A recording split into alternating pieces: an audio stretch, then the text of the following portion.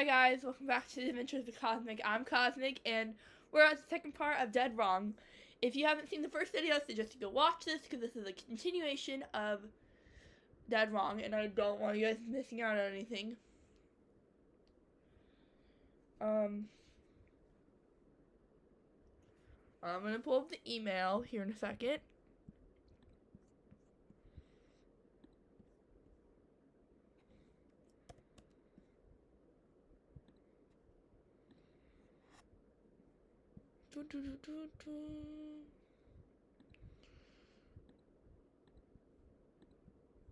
That's not it. Sorry, guys.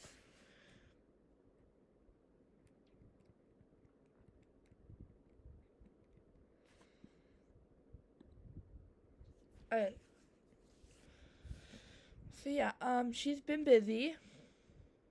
Just so you know, there's not 9 Blackmore Sister books. There's 10 Blackmore Sister books. Okay, and that book is called Celestial Chaos. It came out this year. You can find it on Amazon. And yes, this is a real book. And also, she has 2 more coming in. So, good luck to you.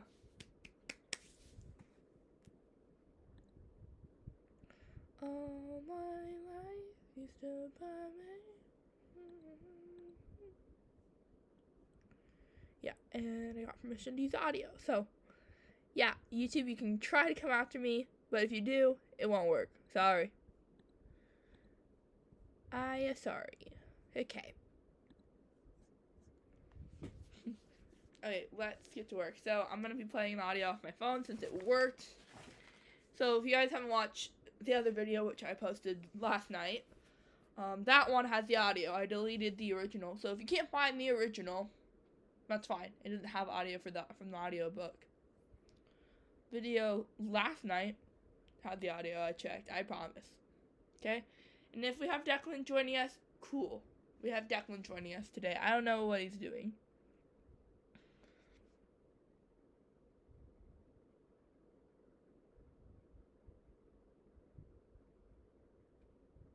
So, let's get to work. Okay. Breath and reveled in the smell of dead fish and diesel. Most people found the 2 smells offensive, but to Fiona, it evoked childhood memories of... Hold up. What chapter were we on last time? 15? Technically 14. Okay, let's fix that then, shall we?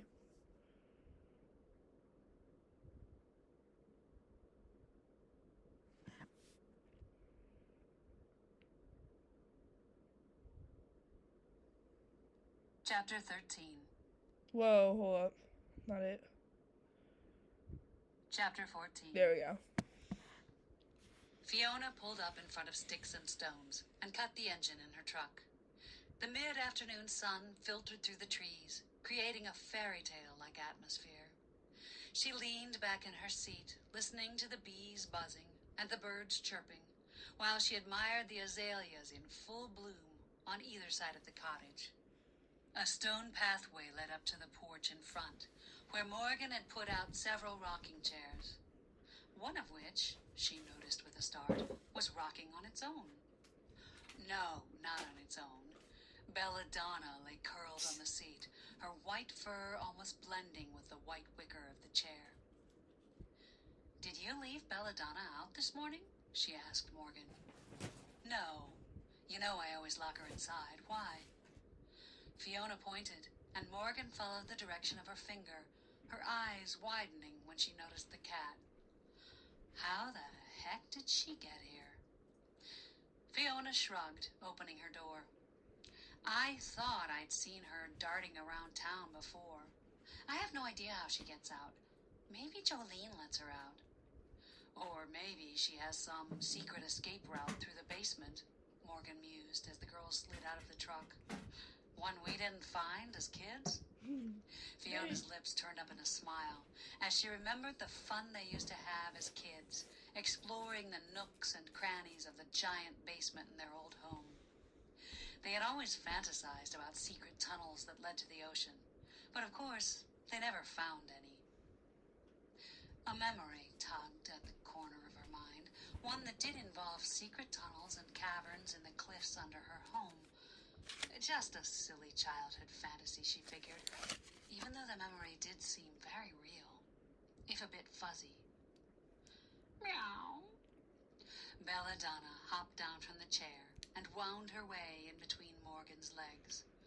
Don't try to get in my good graces. You're a bad kitty for straying so far from home. You could get hurt. Morgan bent to pick the cat up, while Fiona unlocked the door to their shop. Once inside, Morgan gave Belladonna a kiss on the forehead. Then the cat squirmed away, jumping down to the floor, where she proceeded to slink her way around the shop, sniffing and exploring, while Morgan and Fiona got to work. The rest of the afternoon was a whirlwind of activity. Fiona had worried that Morgan's arrest would be bad for business, but in fact, the opposite was true. It seemed everyone in the area wanted to stop in and get an herbal remedy, tea, or buy some crystals or jewelry as an excuse to talk about the murder. Morgan mixed up herbal remedies to treat seasickness, insect bites, arthritis pain, and flatulence. Fiona sold several crystal spheres, 2 of her best geodes, and 3 pairs of earrings. Belladonna lounged on top of the bookshelf by the door, where Morgan kept her books on herbs, stretched out along the top with her tail curled over the edge as if she didn't have a care in the world. By 5:30, both girls were exhausted and ready to close up for the day. Fiona was doing one last adjustment to her jewelry display, which meant she was bent over the case, her backside high in the air, when the bell above the door chimed. My, what an outstanding view. Fiona's heart jerked, and she whirled around at the sound of the raspy voice. Eli Stark stood in the doorway, his beady black eyes still staring at the spot where her backside had been just seconds before. What do you want? Morgan narrowed her eyes at him. Belladonna took one look at him, arched her back, and hissed from the top of the bookshelf, causing Stark to jerk sideways. What's that? Morgan laughed. It's our cat. Seems she doesn't like you. Stark gave Belladonna a long glare, then turned his attention back to Morgan. I just came by to see if you ladies had changed your mind about selling this property. I figured you might need money with your new lawyer bills and all. He smirked. Morgan tilted her chin in the air. We have no intention of selling, right, Fee? Stark turned his leering gaze on Fiona, who straightened up in front of the case. That's right, and if we were going to sell, it certainly wouldn't be to you. Stark walked toward Fiona, stopping a mere inch from where she stood. She backed up a step, bumping into the display case, which prevented her from getting further away. Stark leaned into her, his greasy black hair dangling down beside his face. Well, I hope you girls change your mind. I'd hate to see you struggle for money in order to get your sister's name cleared. Fiona's stomach dropped when he reached out to touch a lock of her hair. She slapped his hand away, shrinking back. Get out! Suddenly, someone grabbed Stark from behind and spun him around. Fiona's eyes widened in surprise when she saw Jake Cooper standing there, looking down at Stark. You heard the lady, Jake said, pointing toward the door. Get out. Aw, sweet. Stark straightened his back and sidestepped away from Jake, making his way to the door. He paused at it and turned. If you ladies change your minds, you know where to find me. He opened the door, but before he could escape, Belladonna hissed and batted him with her claws. Stark swatted at her, but she was too quick for him. He turned back to glare at Fiona, then disappeared through the door. What was that all about? Jake swiveled his head, looking first at Fiona, then at Morgan. Fiona let out a long breath. That's Eli Stark, a real estate developer. He's been after us to sell this piece of land so he can build condos or something. Thanks for scaring him off, Morgan said to Jake. We could have taken care of him ourselves. Fiona crossed her arms against her chest. What can we help you with? Jake raised his eyebrows and looked back at Morgan. Fiona noticed that he wasn't wearing his cop uniform, which hopefully meant he wasn't there on police business. But then, why was he there? She let her eyes wander over the plain gray t-shirt he wore and noticed uncomfortably that the shirt accentuated his broad shoulders and extra-large biceps, making her wonder what was under the rim. Hey guys, sorry about the background noise. My dad's cleaning the house, but I really shouldn't stop him. Because we have Christmas with his family tomorrow over at our house, so yeah. It was supposed to be last weekend, but people were sick, so we changed it to this weekend. And since my aunt, uncle, and cousins are feeling better, we're having Christmas again tomorrow, the Sunday. So yeah, so I'm not gonna be recording tomorrow. So let's continue with the book, shall we? Hopefully the background noise isn't too loud. Okay, thanks guys for the understanding.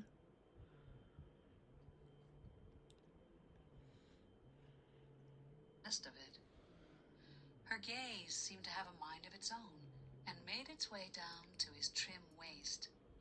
He was wearing faded jeans, and Fiona felt her cheeks grow hot when she started to imagine what was under them. I asked him to come here. Jake's going to help us. Morgan's words caused Fiona to rip her gaze from Jake and focus it on her sister. What? Why? She sputtered. I thought we needed some help finding the killer, Morgan said. Fiona narrowed her eyes. I don't think we can trust anyone but ourselves to do that. Look, it's clear that Overton wants to pin this on me. I have no idea why, but I'm pretty sure having someone on the inside can't hurt. Fiona nodded her head toward Jake. But he could be feeding everything you tell him to Overton. Morgan looked over at Jake, who stood quietly in the middle of the room, swiveling his head back and forth as if at a tennis match, while he watched the two sisters battle it out. Fiona noticed Belladonna had wandered over to make his acquaintance, which consisted of weaving in and out between his ankles. I don't think so. My gut instincts tell me we can trust him. Besides, Jake has plenty of detective Okay, so honestly, Fiona should take what Belladonna does literally, because like it's clear Belladonna likes Jake just as much as Morgan does. So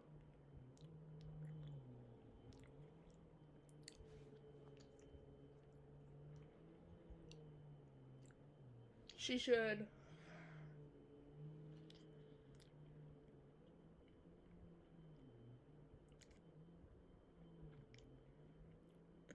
probably just take what Morgan says. Like, it's like, okay, she trusts Jake. Whatever. Yeah, like, whatever. But yeah, honestly, because like earlier in the book, in case you weren't listening, Belladonna clearly hated Eli Stark. But then, when Jake comes in, what she does is she weaves through his legs. And she does that whenever she's satisfied.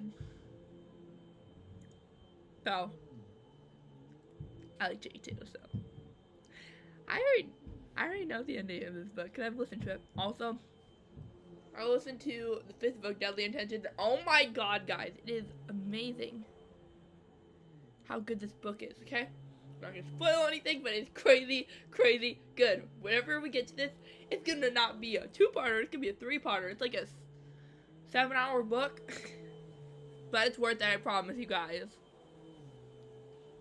I promise it's worth it, okay? Let's get back to Dead Wrong. From his last job, He could be an invaluable asset. Fiona felt butterflies in her stomach. The trouble was, she couldn't be sure if it was trepidation at letting Jake help them, or the fact that she kept noticing that he looked pretty good out of his cop clothes. Finally, she took a deep breath and let it out. Okay, fine. It's your ass on the line. She waved a hand in the air. Great.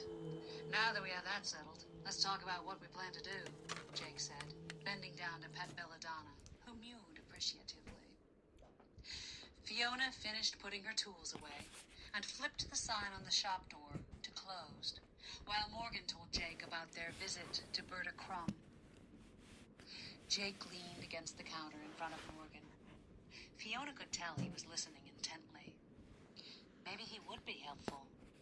Morgan's gut instincts about people were usually right. But Fiona couldn't help but feel a little nervous about letting a stranger try to help with something so important. Those sound like good leads to follow up on, Jake said. I could check with the hospital to see when Berta was treated for that sprain. I also think we need to go look at the place where Prudence was killed, Morgan said. I was thinking the very same thing, Jake answered. I'm sure there must be something there we missed. Overton didn't give us a lot of time there. Why do you think Overton is so hot to arrest Morgan for this? Fiona asked, walking over to join them at the counter. Jake shrugged. I have no idea. Either he is just really lazy and going with the Newt theory, or there is something else that we don't know about. And what about the scarf?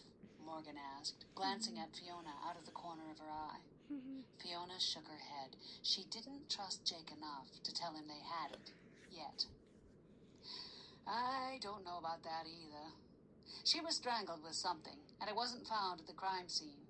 But did the killer take it, or did someone else get to the crime scene before the police? And why the anonymous tip about your garden? I have no idea. Jake spread his hands. So, when would be a good time to look over the crime scene? Morgan asked. Jake squinted one eye. I have Saturday morning off. Maybe we could meet there early.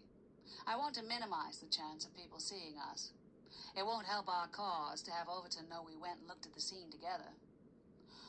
Okay, we can open the shop a little late that day. Morgan looked at Fiona, who nodded. But exactly where is it? Jake pointed out the window toward the woods. About a quarter mile that way, in between East Fraser pasture and Stearns Road. Just meet me at the end of East Fraser's, and we can walk up. He looked at his watch. Say, around 6 a.m.? Sounds good to me, Well, yeah, Morgan said, looking at Fiona. Fine by me. Okay. See you girls later, then.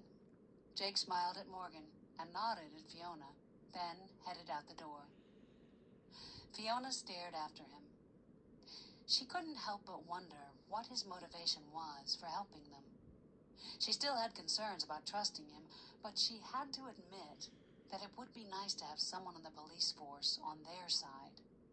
That is, if he actually really was on their side. Chapter 15. Fiona stood on the porch, looking toward Perkins Cove. Craning her neck, she leaned against the railing to get a better view. Her home was located on the point of land that shielded the cove from the Atlantic Ocean, and if she squinted, she could make out which boats were docked in the cove, less than 1/4 mile away. I think I see Josiah Littlefield on his boat. Fiona turned to Morgan, who shooed Belladonna back inside as she stepped onto the porch. Well, now would be a perfect time to talk to him, shall we? Morgan spread her arms out, indicating the steps that led down to the gravel driveway. Fiona skipped down the steps, and the sisters walked the length of the driveway, side by side. As they stepped onto the pavement, Fiona breathed in the smell of fried clams. They're making clam rolls this early? She looked at her watch. It was barely 8 a.m. Walking by the row of quaint shops, She peeked in the clam shack and saw they were already hard at work.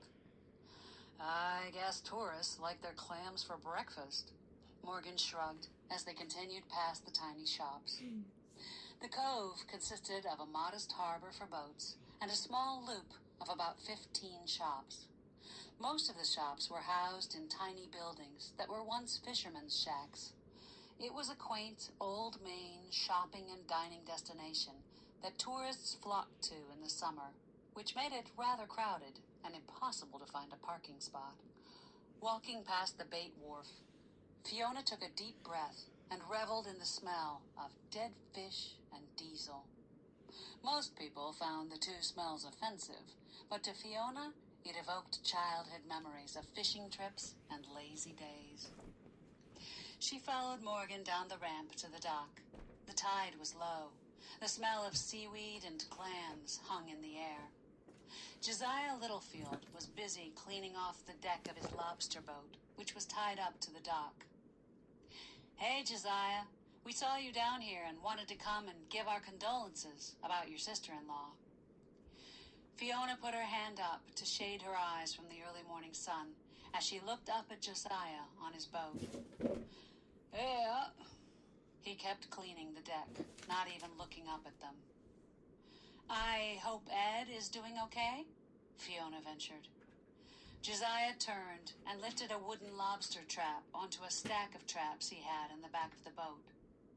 Fiona noticed the bulging muscles in his arms. He was strong for someone well into his 70s. Strong enough to strangle Prudence? He came over to the side of the boat next to the girls. Leaning against the railing, he lifted his cap up to wipe the sweat from his forehead. I was out lobstering when it happened. Felt bad. I couldn't be with Ed right away.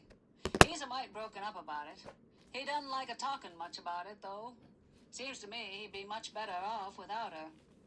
No matter who killed her. He raised his eyebrows at Morgan. Oh, really? Why would he be better off? Morgan asked. Josiah shrugged. She was a hard woman, never letting Ed do nothing fun.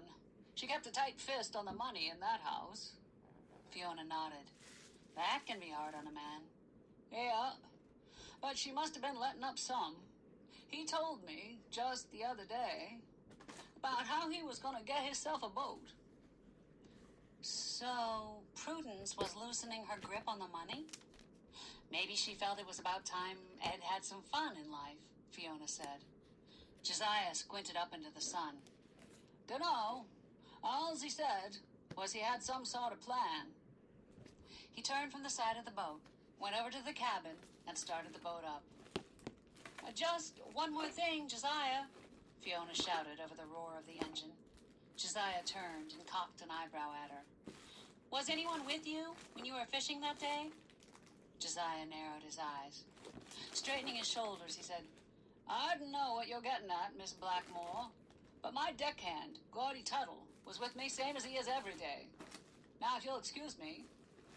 He untied the boat from the dock and motored off. Morgan turned to Fiona. We'll have to double-check with Gordy, but if he was out fishing, he couldn't have killed Prudence. True, but one thing he said really worries me. He said that Ed had a plan. I wonder if that plan included killing his wife. Chapter 16. I'll drop you at the shop and then go talk to Ed by myself. Fiona glanced toward the passenger seat, in time to see Morgan's jaw tighten. I think I should talk to him too. I don't think that's such a good idea. I mean, what if he's buying into this crap about you being the killer? It might not be good for you to show up on his doorstep. Morgan sighed. I guess you're right. She slumped back into the seat, biting her thumbnail. Don't worry. I'll get whatever I can out of him, Fiona said, pulling up in front of sticks and stones. Morgan slid out of the passenger seat, then shut the door and turned to look back in the window. Good luck, and be careful. Ed might be a killer. Thanks, I will. Fiona put the truck in gear and headed east toward Ed Littlefield's house. She shuddered as she passed the wooded area where Prudence was strangled. Practically a stone's throw from their shop, the heavily wooded patch lay in between sticks and stones and the Littlefield's house, which was on the street parallel to theirs. Turning down the road, she saw a black SUV heading her way. Eli Stark. He glared at her through his open window when their cars passed each other. Fiona felt her stomach tighten as she watched the back of his car in her rearview mirror. What was he doing here? Had he been to see Ed? And if so, why? She pulled up in front of a small cottage whose wooden shades were weathered to a dull gray by the harsh environment of sun and salt air. Fiona got out of the truck, her heartbeat picking up a few notches. Taking the homemade banana bread Celeste had given her, she made her way across the pine needle-covered yard to the front door. Raising her fist, she knocked on the weathered wood. Inside, the creaking of floorboards announced someone coming to the door. She shuffled her feet while she waited for it to open. "Well, who is it now?" A harsh voice bellowed from inside the house. "It's Fiona Blackmore." The door opened, and Ed spoke to her from the other side of the screen. "What do you want? Haven't your people done enough?" Fiona straightened her back. "I just wanted to give my condolences. And my sister, Celeste, baked this banana bread for you." She held up the bread, and Ed opened the door and grabbed it from her. Eyeing it suspiciously, he said, "One sister is a killer, and the other sends bread to the victim's family?" "Come on, Ed. You've known Morgan since she was a little girl. You were in the shop just days ago buying something from her. Sure, her and Prudence had their differences, but you know she's not a killer." "I don't know anything anymore. Overton seems sure she did it." Fiona noticed his eyes were red. Had he been crying? Maybe he really was broken up about Prudence's death. Morgan's just as sorry about it as anyone. Ed snorted. "Bullshit. I don't trust any of you Blackmore girls. You need to get off of my property."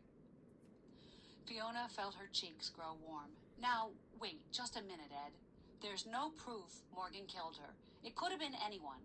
Even you." "You better get, girl, before I make you." Fiona was too mad to heed his warning. "Where were you when Prudence was killed?" she blurted out. Instead of answering, Ed reached over and grabbed something on the other side of the door. Oh, it's gone. Fiona heard a click. Her heart froze when she realized she was staring down the business end of a shotgun. She held up both hands, palms out. "Whoa there, Ed." Ed opened the screen door, advancing toward her. "I said, get."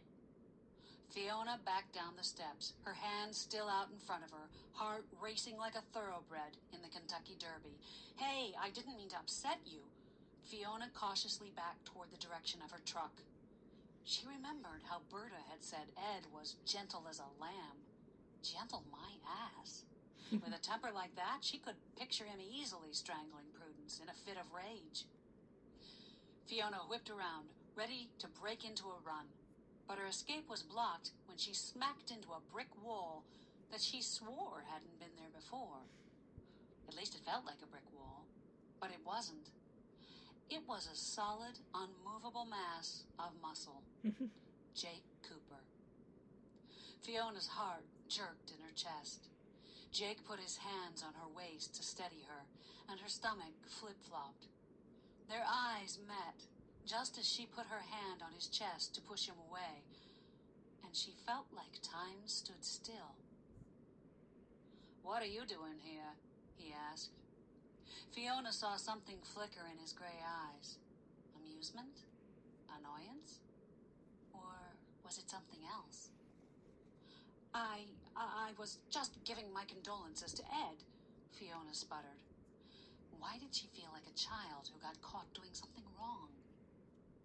Jake bent down, lowering his voice so that Ed couldn't hear him. "Listen, Red, I know you were trying to get information from Ed, but I think it's best if you leave the interrogation to the experts. Fiona's body tensed. There was nothing she hated more than someone trying to tell her what to do. She squirmed out of Jake's grip and took a step back. I don't need you telling me what to do. I have every right to extend my condolences to my neighbor. She stomped off toward her truck, ignoring Ed, who was yelling at her not to come back. When she got to the truck, she turned to see Jake staring after her. "And don't call me Red," she yelled over her shoulder as she jumped into the driver's seat, And don't cranked call the me engine, Red. and sped off. Cute. Jake stared after Fiona with an amused smile. She certainly was feisty. He liked that.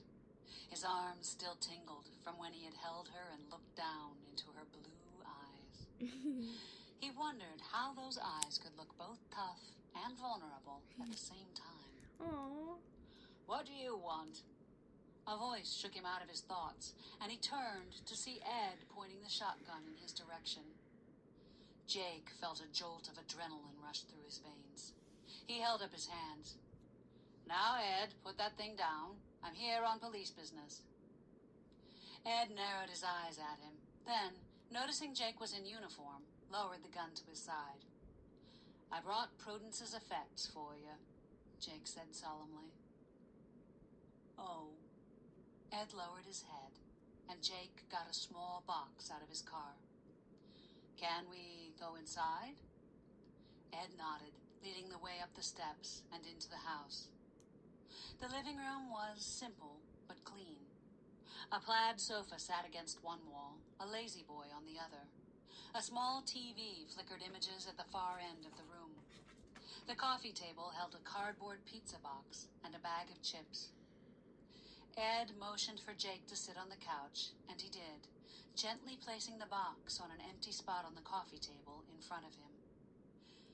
Jake's stomach tightened as he took out his notebook. He always hated this part. You never knew how people were going to react. Jake thought about all the people he'd questioned as a detective in Boston. When he took this job, he figured those days were over. But the small town didn't have a proper detective, so the job fell to him, even if he didn't have the title. "I have a few questions to ask you, if you don't mind." Ed sat in the chair on the other side of the room, leaning forward with his elbows on his knees, and surprised Jake with a question of his own. "That Morgan Blackmore, did she really kill my Prudy?"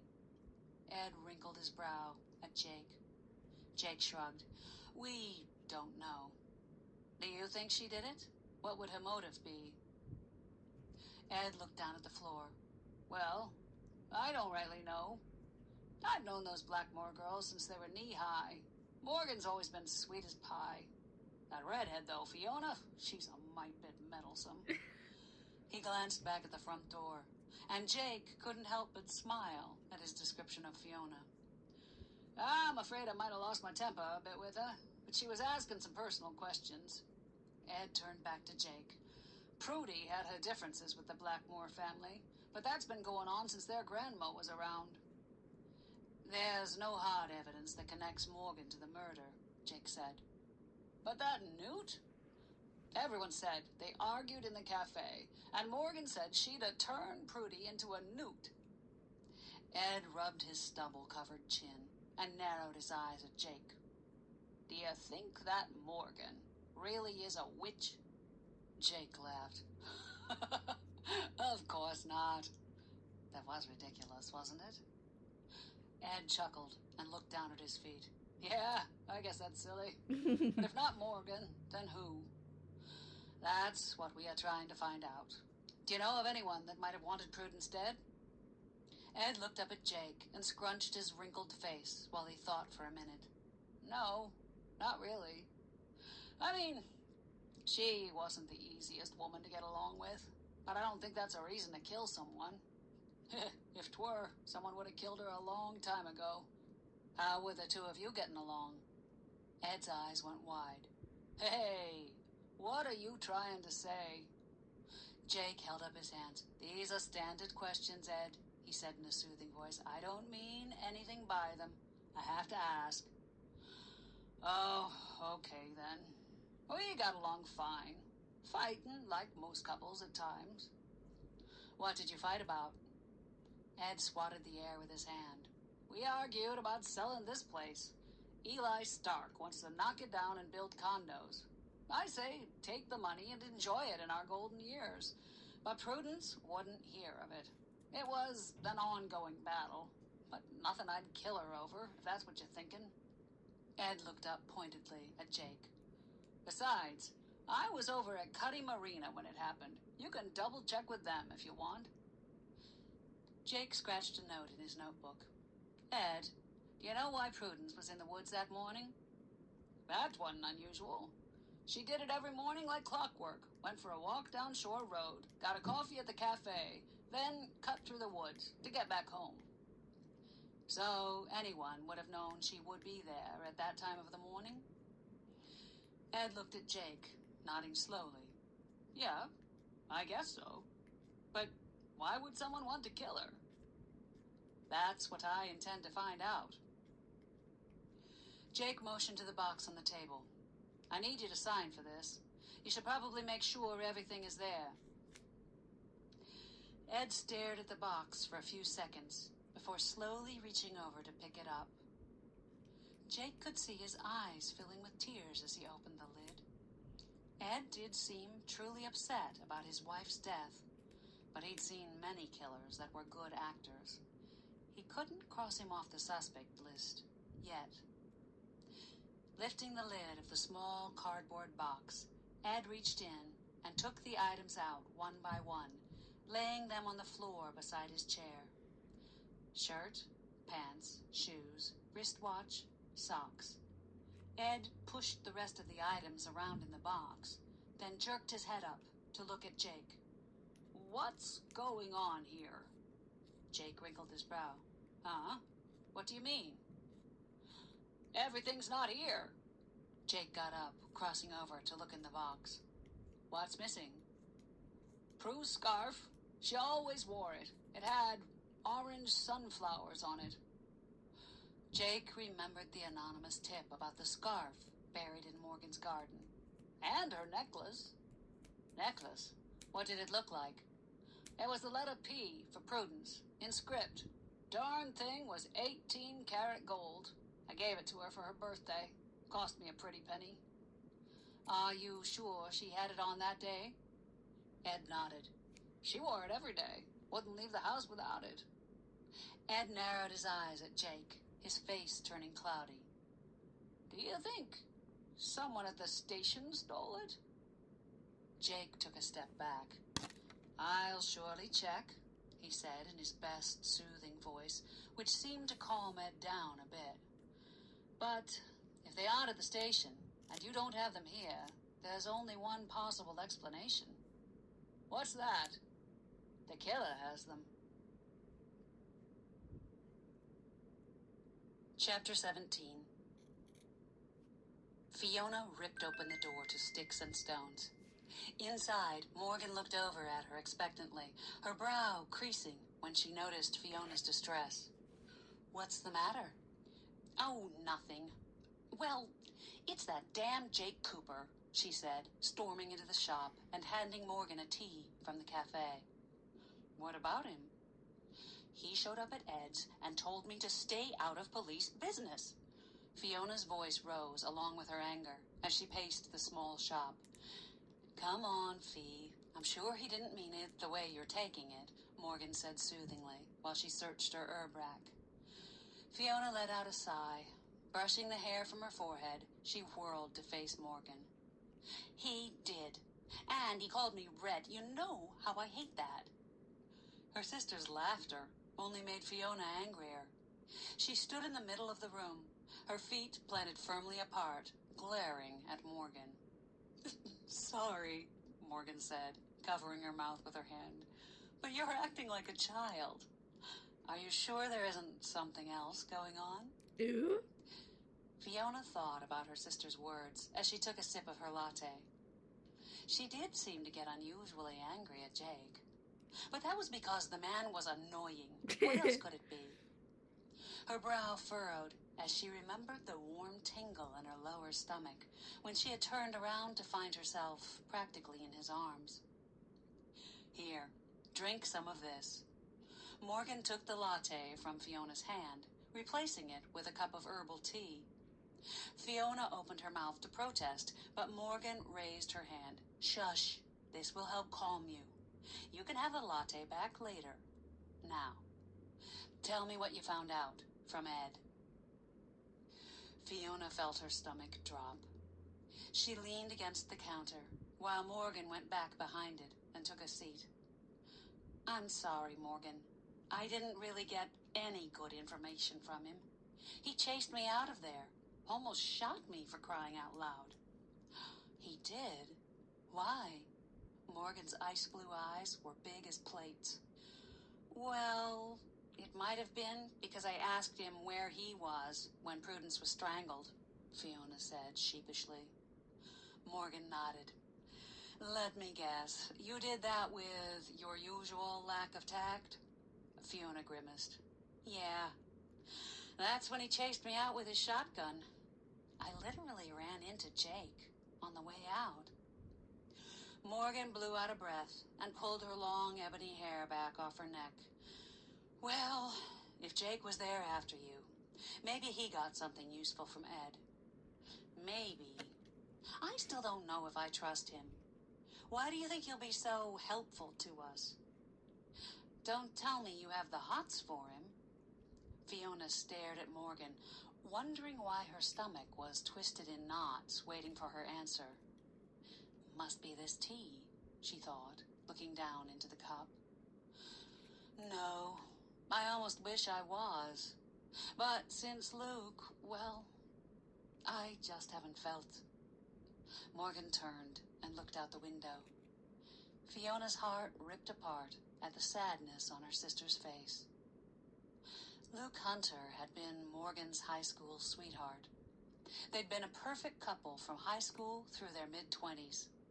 Everyone assumed they would get married, but then Luke felt the need to join the military to fight in the Middle East, and he'd left Morgan back here with a broken heart. Fiona wished her sister could move on, but part of her was glad that it wasn't going to be with Jake Cooper, which she convinced herself was because she didn't quite trust him yet. Morgan's eyes narrowed in on something she saw at the window. Hey, is that Belladonna? Fiona came over to the window, looking in the direction of Morgan's gaze. She saw a white blur streak by. I don't know. Is it? What would she be doing here? I have no idea. She does seem to keep turning up here, though. I'll have to talk to Jolene about it. I'm worried Belladonna could get hurt coming all the way from our house with the traffic and all. Fiona's stomach clenched, picturing Belladonna dodging traffic on the busy main road. Their house was about a mile away. Was that a long way for a cat to go? Unless she comes down the marginal way, Fiona said. The marginal way was a footpath that went along the ocean's edge. The scenic route followed the cliffs from Perkins Cove, where their house was, to the center of Noquid, and was very popular with tourists. Belladonna could easily follow it to Sticks and Stones, which was about midway on the path, without ever seeing a car. Maybe. I hope so. Morgan opened the window wider and stuck her head out. Belladonna! Bella! Meow! Oh, I guess that is her, Fiona said, opening the door. The cat shot inside, then looked at the sisters innocently. Meow.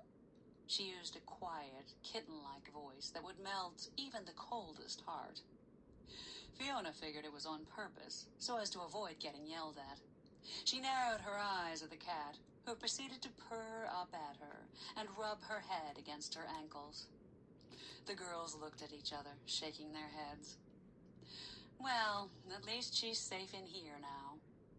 Fiona watched Belladonna curl up in a sunny spot, marveling at how the cat could drop off to sleep in a second. "Can I have my latte now?" She held out the teacup for a trade. Morgan laughed and handed over the latte, which Fiona took over to the microwave. "Don't forget tomorrow we are going to check out the scene of the crime. So it would be great if you and Jake weren't at each other's throats." Morgan's blue eyes studied Fiona over the rim of her teacup. Fiona felt her heart clench. Morgan was right. She had to trust Jake to help them. It might be Morgan's only chance. "I know, I just don't understand why you trust him so much." "Why don't you trust him?" "I don't know. Why would he help us? We're strangers to him." "Maybe he just wants to do the right thing. He said he doesn't trust Overton and doesn't think the investigation is being run properly. Or maybe Overton has him helping us as a plant to find out what we know or get some evidence to incriminate you." Morgan bit her lower lip. "I don't think so.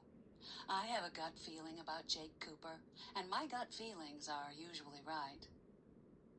Morgan stared at Fiona so long that Fiona started to squirm. "What?" "I was wondering if maybe your resistance to Jake is something else. How long has it been since you broke up with Kevin?" Fiona felt her heart jerk at the mention of her ex-fiancé. She'd been engaged to Kevin O'Loughlin for 4 years, until she found him cheating on her 2 years ago. It had been heartbreaking, and she'd vowed never to let anyone hurt her like that again. "What's that got to do with anything?" She crossed her arms across her chest. "Maybe nothing, but I've seen the way Jake looks at you, and I was wondering if maybe the resistance you feel is actually an attraction." "What?" Fiona felt her face grow warm. Could Morgan be right? Her sister had an uncanny way of digging to the root of people's feelings. Morgan just shrugged and started grinding some herbs with her pestle. Fiona felt flustered. She went over to her workbench and fiddled with her jeweler's tools. "It's not." "Huh?" Morgan looked up at her. "An attraction. I mean, I barely know the guy," Fiona answered. "Of course," Morgan said. "Just as long as you guys get along, I don't really care what it is. I saw Overton at the cafe, and he made some remark about how I should still be in jail. I really hope Jake can help us find something to put us on the track of the real killer and get Overton off my back." Fiona stared down at the necklace she was working on without really seeing it. Her mind was too busy thinking about Overton and why he was so hot to frame Morgan. Maybe if they could figure that out, it would lead them in the direction of the real killer. She raked her fingers through her red curls and made a vow to give Jake Cooper a chance, for Morgan's sake, and nothing else. What Morgan had said earlier about her resistance really being an attraction was ridiculous. And even if it was true, she had no intention of following through with it, no matter how deep his gray eyes were or how good he smelled. Sounds like an attraction to me. Chapter 18. The next morning started out unusually hot for mid-spring. Fiona dressed in khaki capris, a black tank top, and black and white polka dot keds for their trip to the woods. Pulling her red curls into a ponytail that sat high on her head and hung halfway down her back, she trotted down to the kitchen to meet Morgan. Her older sister was already in the kitchen, holding a tea bag in her hand, as she watched the microwave heat a cup of water.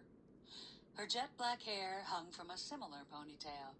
She had on a similar pair of keds in navy blue to top off her outfit of denim capris and white tank top. Fiona looked down at her outfit, then at Morgan. "I guess this is standard crime scene visiting garb." Morgan laughed. "I guess so. It seems like it's going to be hot today, so I didn't want to get overheated." Fiona nodded. "Are you ready?" "Yep. Let's take my car." Morgan grabbed her cup. Okay, but I need to stop at the cafe and get a latte. 5 minutes later, A girl cannot Morgan survive pulled her without a latte. Toyota up to the pre-arranged meeting spot at the end of East Fraser Pasture Road. Jake was already there, leaning casually against a beat-up gold and black Suburban. Fiona tried not to notice that his t-shirt was just a bit tight against his muscular chest. She gulped down her latte and got out of the car. You guys ready? He pushed himself off the car, starting toward them. Ready as we'll ever be, Morgan said. The three fell in line, walking the short distance to an opening in the wood. It's through here. Jake gestured to a barely visible path. As they walked further into the woods, the trees became more dense, and Fiona felt the temperature drop a few degrees. They had walked about a quarter mile when they came to an area still marked with yellow crime scene tape. Inside the tape, a large area of leaves and pine needles were disturbed, where an obvious struggle had gone on. Fiona looked around to get her bearings. They were in the deepest part of the woods, with no houses visible. So, Prudence's house is in that direction? She pointed to the north. Jake nodded. And the cafe is in that direction, he said, pointing west. Morgan turned in a circle inside the taped-off area. Where did the killer come from? Jake shrugged. Well, Sticks and Stones must be over there, Morgan said, pointing to the south. But that morning I was coming from the cafe, so if I killed her, I would have had to walk up the same path Prudence did, strangle her, then run off that way. You wouldn't have had enough time to do that, Jake said. I mean, if the time you said you got to Sticks and Stones is right. Fiona glared at Jake. Of course it is. We know the exact time she got there. Plus, my latte was warm. Jake held up his hands. I know, Red. Just saying what a prosecuting lawyer might say. Fiona pursed her lips together. Did he just call her Red again? But instead of getting angry, she just smiled. He was right, of course. They had to consider what a prosecutor might use against them. I don't know how any of that will help us now. Morgan pushed some of the leaves aside with her foot. We need to be looking for clues the police might have missed. Speaking of which, I took the box of Prudence's effects to Ed yesterday, and a couple of things were missing. We don't have them down at the station, so we should be on the lookout for them here. If they aren't here, then the killer likely has them. What are they? Fiona looked up at Jake, who had his head down, scanning the ground. A gold necklace with the letter P, and a scarf with sunflowers on it. Fiona's heart clenched. She looked over at Morgan. Should they tell him about the scarf? Morgan widened her eyes and nodded her head toward Jake. Fiona knew exactly what she meant. They had to tell him. Fiona cleared her throat, and Jake narrowed his eyes at her. What? We know where one of those is. He raised his eyebrows, looking from Morgan to Fiona. The scarf, it really was buried in the garden. So the tip was real? I guess so. It just so happened I found it earlier that day, so when you guys came to dig up the garden, I had already removed it. Jake sighed. So, you tampered with evidence. Fiona bit her bottom lip. Well, technically. But I didn't know it was evidence when I dug it up. Sort of. Sort of? Jake looked at her incredulously. What she means is that she knew it was Prudence's scarf, but didn't realize that was what she had been strangled with. Jake ran his hands through his short-cropped hair. Do you know how it got there? No idea. I'm going to need to see it. There could be evidence on there. Okay. Fiona felt her stomach sinking.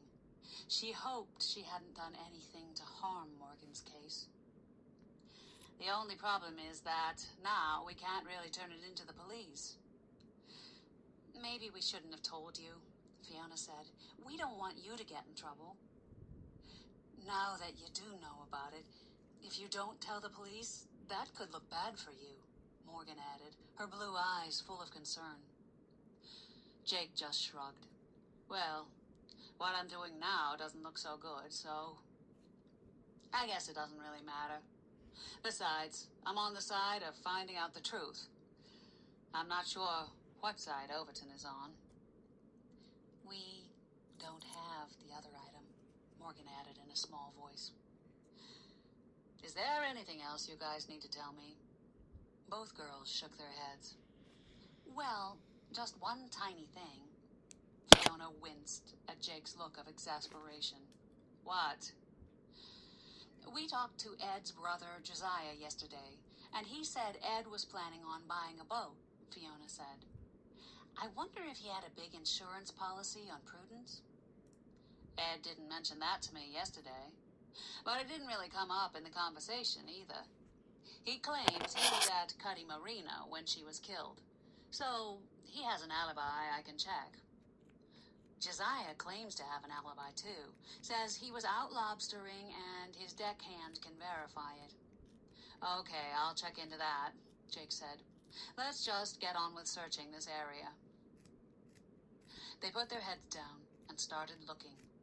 Fiona pushed the leaves around with her feet, disturbing a few little orange fire newts that were hanging around underneath. There's lots of newts here. Do you guys think one could have just crawled into Prudence's mouth on its own? That would be quite a coincidence, wouldn't it? Jake asked. Yes, Morgan answered. Then she laughed. That would also be really bad luck, because if it wasn't for the newt, I don't think I would have been implicated. Fiona wrinkled her brow. That would really be a bummer if it was just a coincidence. They passed the next half hour in silence, each of them busy with their heads bent toward the ground, sweeping the area with their feet. Fiona concentrated on trying to avoid stepping on newts, while she focused on looking for anything out of the ordinary. Meow. Oh, Fiona Donna. whirled toward the direction of the sound. She felt her stomach lurch when she saw Belladonna standing about 10 feet away, out of the crime scene taped area. This was getting kind of creepy. The cat was showing up everywhere. Belladonna.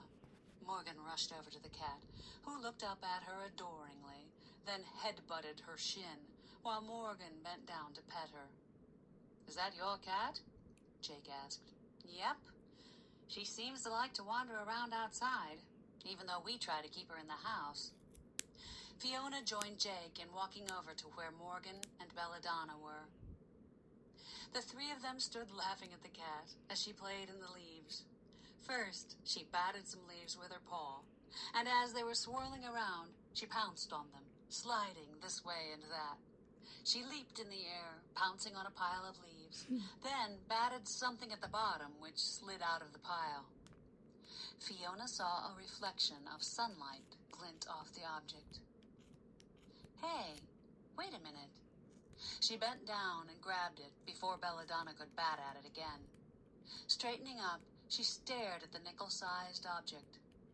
Shaped like a crescent moon, with a tiny black jewel on each end, it was some sort of silver-colored metal. What's that? Morgan wrinkled her brow, holding out her hand. Fiona handed it over. I don't know. Jake looked down at the ring. I'm not sure, but I think it might be some sort of jewelry people wear in a piercing. Ew. Morgan dropped it, wiping her hands on her pants. Wait, that could be evidence. Jake bent down to pick it up. It's too small for fingerprints, but maybe if we can find out who owns it, they might know something about the murder. Fiona took another look at it. If it's for a piercing, I bet Celeste knows more about it. I'll ask her. She held out her hand, palm up, and Jake dropped the ring into it. She gave it one final look and slid it into her front pocket. Oh, crap, I'm late. Morgan Morgan stared at the watch on her slim wrist. Late? Fiona screwed up her face, looking at her sister. Yes, I have an important appointment. She turned to Jake. Jake, can you drop Fiona at the shop when you guys are done? Jake cocked an eyebrow at Morgan, then turned to Fiona. Sure. What? Wait a minute. But Fiona's protests were cut off by Morgan, who raised her hand. Sorry, gotta run. Fiona Yeah, wiped sure, her mouth Morgan. as her sister swooped up the cat and took off down the path. Swiveling around to face Jake, Fiona realized he had the same deer-in-the-headlights look on his face that she had on hers. The woods seemed oddly quiet. No birds chirping, no squirrels scurrying in the leaves. Fiona suddenly became very aware that she was alone with Jake. She felt awkward and excited, like a schoolgirl on her first date. She shook her head to clear the thoughts. She was no schoolgirl, and this was no date. Finally, Jake cleared his throat. We should search more over here. I don't know if that jewelry has anything to do with the murder, but if it does, there could be something more. Fiona nodded and resumed the task of scuffling through the leaves. After a while, the sun started to warm the woods to an unbearable heat. Her skin was slick with sweat, and black flies buzzed around her head. I haven't found anything else. Jake straightened up, his slightly damp shirt clinging to him. Fiona tried not to stare as she swatted a swarm of black flies away from her face. Me either. Jake slapped the side of his neck where a black fly had bitten him. These flies are getting nasty. How about we call it quits and get an ice cream? Fiona looked at him uncertainly. Ice cream? Yeah. You know, that cold, sweet stuff. Come on, it'll taste good. And I promise not to call you Red. Oh, Fiona yeah. laughed. Okay, that sounds good. But I need to get to the shop by 11. No problem. Fiona's stomach felt like butterflies had hatched inside it as she led the way down the path. She didn't know if it was because she still didn't trust Jake, or if the butterflies were caused by something else. He had certainly been working hard to help them find something this morning, and he was risking his job to do it. Surely that meant that he was on their side? Chapter 19. Fiona savored the cold, creamy sweetness of the maple walnut ice cream on her tongue. She looked across the redwood picnic table at Jake, who worked on his own cone, a double scoop of mint chocolate chip. Watching his tongue deftly carve a trough in the side of the extra-large scoop, she felt her mouth water. Oh. Not for the ice cream either. She jerked her eyes away and tried to distract herself with conversation. So, what did you do in Boston? Jake blotted the ice cream off his lips with a small napkin before he replied. I was a detective. Oh, well, things must seem awfully dull up here to you, then. Jake shrugged. It's not that bad. Things in Boston can be a lot more dangerous, as my partner found out. Oh? Fiona cocked an eyebrow at him. Jake shifted his gaze. A dark cloud crept into his eyes as he looked out over the parking lot. He was killed while we were working on a case. Oh, like his work partner, not like Fiona's his stomach dropped like at the girl look or of something. sadness on his face. She noticed a tick in his cheek before his face softened and he turned back to her. Do you like it here? She asked, scraping a mound of ice cream into her mouth with her teeth. Sure, I like the small town atmosphere. The guys at the station are all nice, except Overton. It's more laid back here. Boston was hectic. He held his cone up and licked a few drops of ice cream that were racing toward his hand. What about you? You've lived here all your life, right? Fiona smiled. Yep. And my parents, and their parents, and their parents. My ancestors were the first ones to build a house in this town. You never wanted to live anywhere else? Fiona crunched into her cone. No, I've never even thought about it. I love being on the ocean, and of course my sisters are all here. The only time I've ever lived away was for a few months in New York, when I got my gemologist license. I learned I'm not much of a city girl. Jake nodded, shoving the rest of his cone in his mouth, then wiping the drips from his hands with a napkin. Fiona daintily munched her cone down. You don't think Overton will be able to pin Prudence's murder on Morgan, do you? Jake shrugged. I don't think so. But what I would really like to know is why he would even want to. Did Morgan piss him off somehow? Not that I know of. He only came to town about 4 years ago, but he's had it in for us ever since. My youngest sister, Jolene, got into a bit of trouble with the law in high school, but nothing out of the ordinary. Nothing to make him hate us. I guess we'll just have to outsmart him. That shouldn't be too hard. Fiona pushed the tip of the cone into her mouth and chewed. We do have another lead to follow up on, too. The necklace with the P. Jake pressed his lips together and looked out toward the road. We just need to figure out a way to find out who has it. Or had it, Fiona said, snapping her fingers. What? What would the killer want with it? Would they keep it? Well, some of them keep things as a souvenir, but that's usually serial killers, and I don't think we're dealing with that here. So, they probably took it for the monetary value, which means they would try to sell it, and it just so happens that one of my oldest friends owns a pawn shop in town. Jake raised his eyebrows. We should check that out. We can talk to him tonight if you want. Fiona's heart skipped in anticipation of his answer. Sounds good. Jake looked at his watch. We better go. Then he narrowed his eyes at her and pointed to his mouth. Huh? Fiona's brows knit together. Her heart stopped when Jake reached over the table to wipe a smudge of ice cream from the corner of her mouth. Her eyes widened in shock when he licked the ice cream off his thumb. The maple walnut is good here. I'll have to get that next time. Then he stood and led the way to his Suburban. Jake's Suburban sat high off the ground, but Fiona's long legs allowed her to swing herself easily into the passenger side.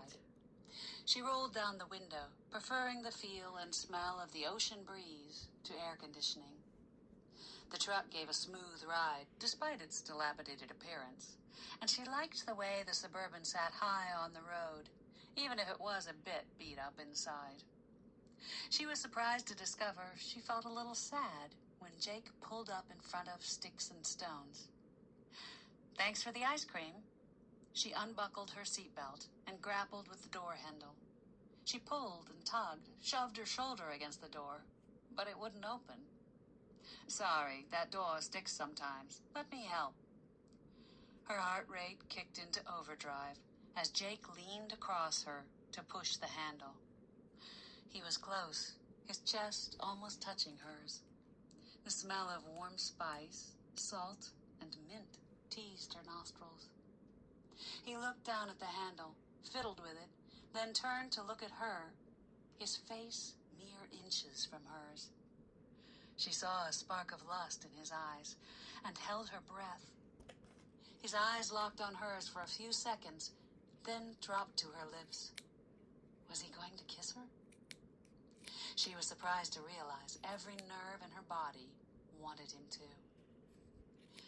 He took a deep breath and shoved the door open, pulling back to his side of the truck. Fiona slid out, letting out her own breath in a whoosh. She shut the door and turned to look back through the window. See you tonight, then? Yep. I also want to take a look at that scarf. Jake ran a hand through his hair. Okay. You want to come by my house around 6? I'll talk to Cal and make sure he'll be open. Great. See you then. Jake turned the key in the ignition and Fiona walked up the path to the shop, cursing her hormones and her heart for the way they were acting. Her mind drifted back to what Morgan had said about how it had been a long time since the whole mess with Kevin. Maybe it was time to move on. Fiona looked back to see Jake staring after her. She gave a final wave, then turned back up the path to the shop. Chapter 20.